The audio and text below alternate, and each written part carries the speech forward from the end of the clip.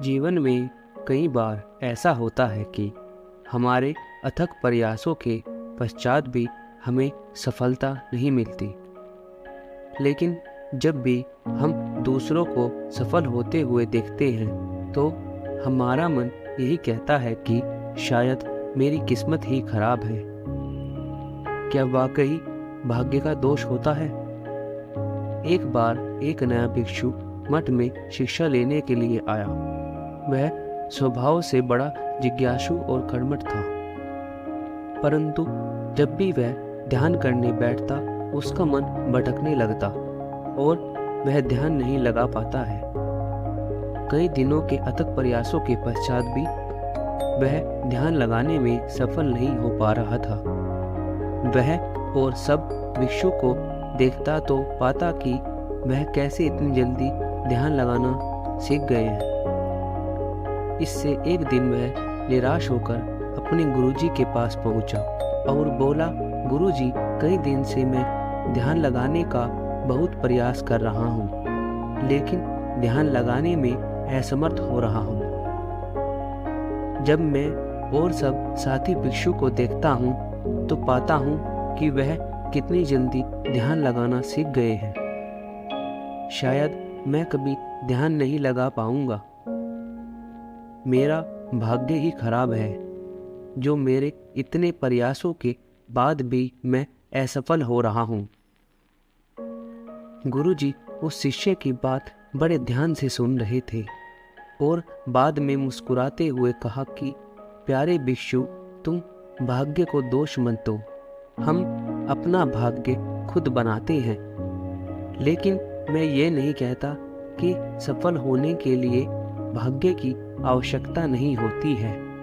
होती है, लेकिन उतनी नहीं जितनी कर्म की होती है, क्योंकि कर्म हमारे हाथ में है, उसका फल नहीं।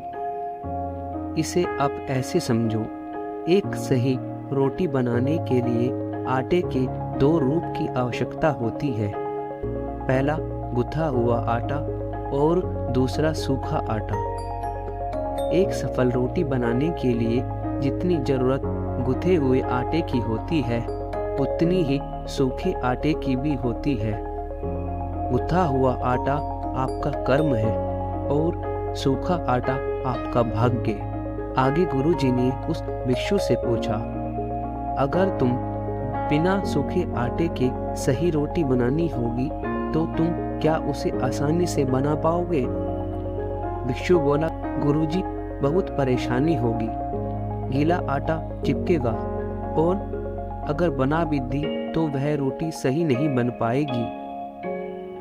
आगे गुरुजी बोले, इसलिए अगर भाग्य के भरोसे नहीं रहना है तो कर्म करो। याद रखना, जो व्यक्ति जीवन में भाग्य के बल पर सफल होते हैं, लोग उनकी इज्जत नहीं करते जितना कर्म के बल पर सफल हुए व्यक्ति की किया करते हैं।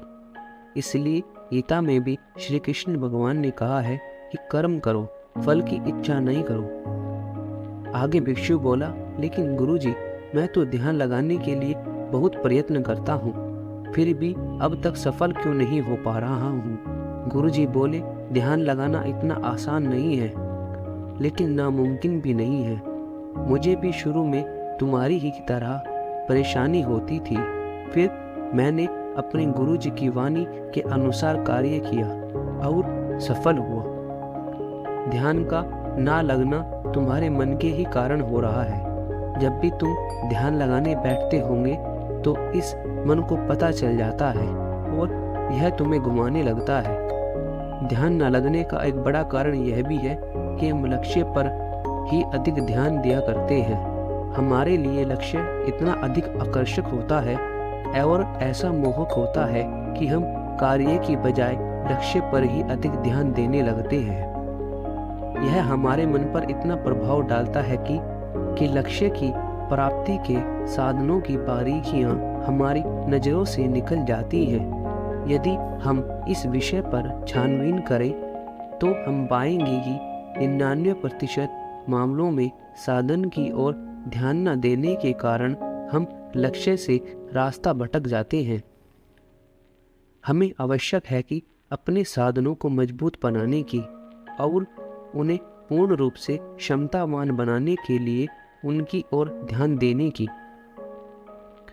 यदि हमारे साधन बिल्कुल ठीक हैं तो साध्य की प्राप्ति तो होगी ही।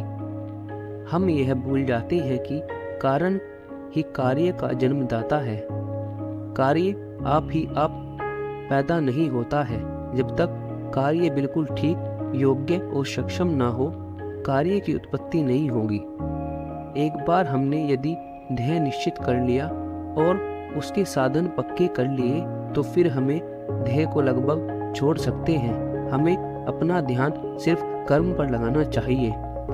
तुम अपने ध्यान साधना के समय अपने पर कम दूसरे भिक्षु पर ज्यादा ध्यान देने लगते हो कि देखो इसने भी ध्यान लगाना सीख लिया और मैं इतने दिनों में भी नहीं सीख पाया हूँ। मेरा भाग्य ही खराब है। तुम्हें अपनी ध्यान साधना पर ज्यादा ध्यान देना चाहिए, दूसरों पर नहीं।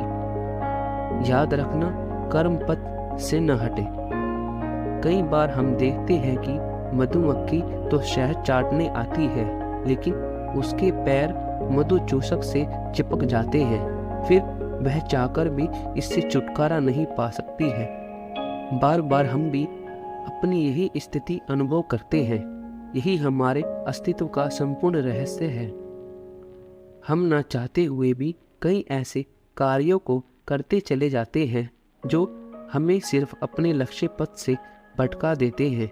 हमें यह पक्का करना होगा कि किसी भी विषय द्वारा हम अपने कर्म पथ से न हटें। हमें इतनी शक्ति होनी चाहिए कि हम इच्छानुसार भटकने वाले कर्म को छोड़ सकें। इसलिए अपने लक्ष्य के साथ साथ उस लक्ष्य को पाने के लिए किए गए कर्म पर भी ध्यान देना चाहिए और भाग्य को दोष देना बंद कर देना चाहिए। और यहाँ अंत में एक बात और याद रखना, जीवन में खूब गलतियाँ करना, लेकिन एक ही गलती बार बार मत करना। भिक्षु ये सब बात ध्यान से सुन रहा था और बोला, गुरुजी, आपका जितना धन्यवाद दिया जा सकता है उतना थोड़ा है। आपने मेरी आंखें खोल दी हैं। अब मैं कभी अपने भाग्य को दोष नहीं दूंगा। और कुछ दिनों में वह भिक्षु ध्यान साधना में सफल हो गया।